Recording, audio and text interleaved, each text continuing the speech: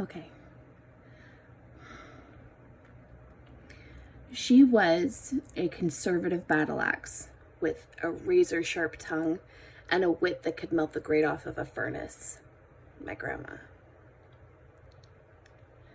Everywhere she went, she did so with purpose and meaning. Her principles were as clear as her convictions, and I don't have to be the first person to tell you that if Jean Krehbiel had an opinion about something, she was not the kind of woman to keep that opinion to herself, for good and bad. And while it's true that she didn't always recognize the impact of the words she chose in any particular instance, the wonderful thing about her is that you always knew where you stood with Jean Krehbiel. You knew when you messed up, and you knew when she was proud of you. There wasn't a damn thing in this world that she wouldn't have done for us grandkids. The Garvers were lucky because they had full-time grandparents on both sides. But life hands out different sets of cards sometimes, and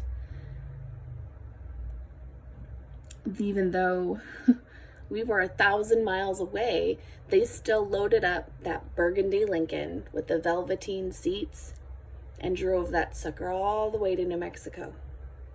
Packed us up in it for the summer and drove us all 3 Krehbiel monsters back to Kansas. I still remember her cradling me in the front seat as Grandpa sped through Dalhart, Texas. And I'm sorry, Garver guys. The seatbelt laws were a lot more lax back then. Okay?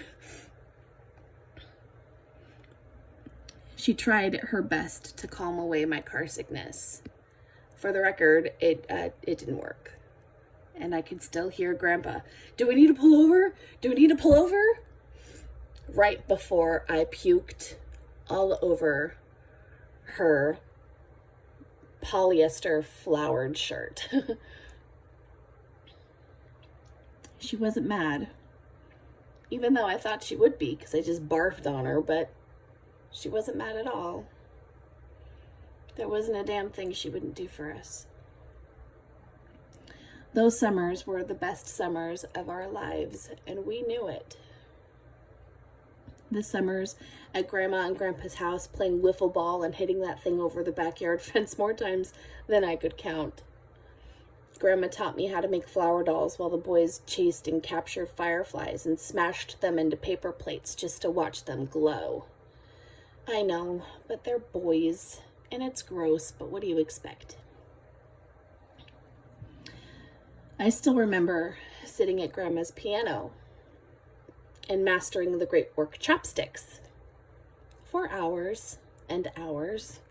I'm sure it was an exercise in patience for the both of them.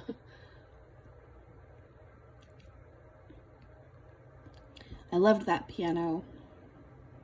Our summers with them were filled with plenty of cheeseburgers and fishing and Uncle Wiggily and trips to the salon, a cut above Main Street, Heston, Kansas, that I got to go on with her.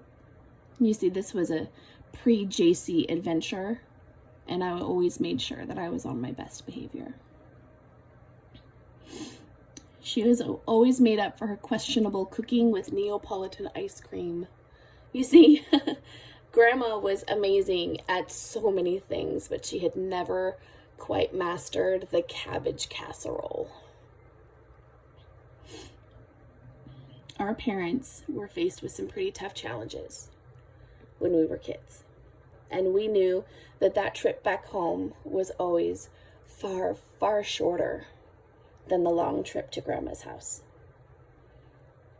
As a kid, it broke my heart when I learned that my dad was moving back to Kansas, but the silver lining was that we would get longer summers with Grandma and Grandpa. And even better, we could all be together. All of us. Poor Dad had his hands full with us.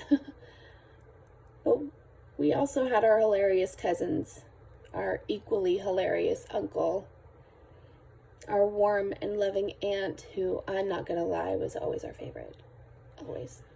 Not lying. She totally is. Our grandpa, who, if we didn't get enough laughs from the Garver Circus, we could always count on him to give us just enough of a shove into complete and hilarious chaos. And then our grandma,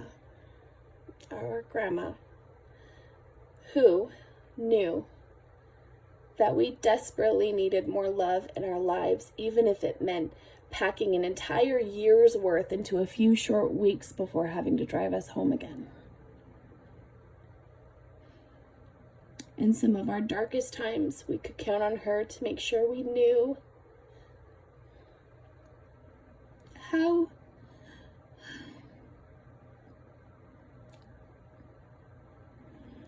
precious and wonderful we are. Grandma was our mother hen. Grandma was our home base. Grandma was our safety blanket. The last time that I talked to her, I didn't know it was going to be my last time to talk to her, and that sucks. I always knew when something crazy was happening in California, she would call. Anywhere in California. Just to make sure that I was okay.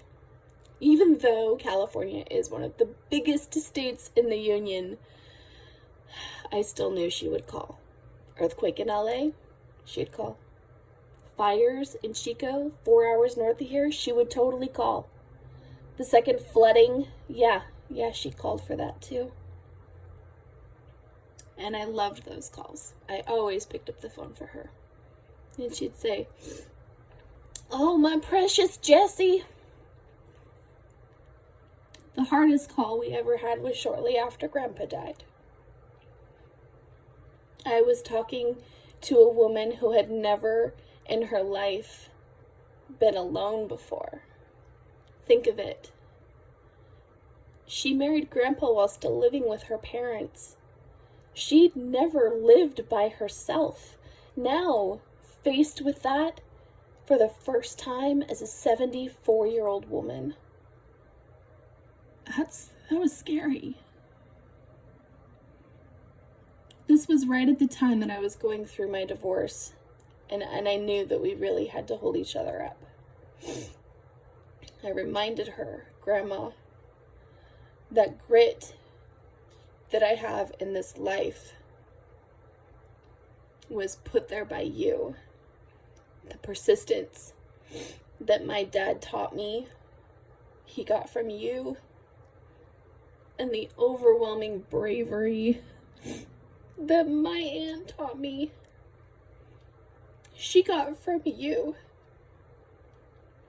We are Krehbiels. We are fearless. We are strong enough to see tomorrow.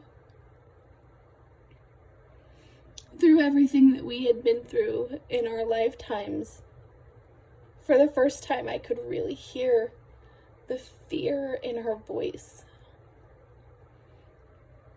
A life without Grandpa, what does that mean? What does that even look like? We talked for a long time that night. We shared memories and stories and so many tears. I hated them being so far away.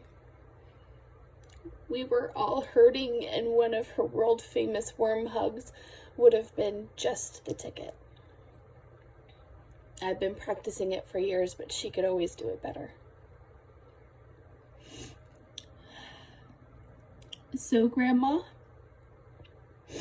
it's been a long, hard road these past 9 years without Grandpa, hasn't it? Even though your body failed you more than once, you met so many wonderful blessings while we had you. There's been so much love. And you get to take these past 9 years back to Grandpa and tell him all the most amazing stories about the great-grandkids that you knew. And the ones you didn't, you get to tell him what it's been like here in this world without him, and marvel at the fact that he can probably hear every single word that you tell him and understand it without the aid of a tiny machine in his ear to help him do it. You'll be together now, free from all of the suffering that this world has brought upon you both.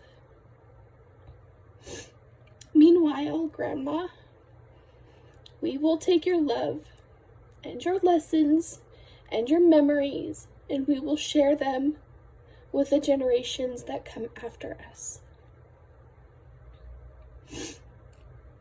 My kids never got to meet you, but they already know that you give the best hugs.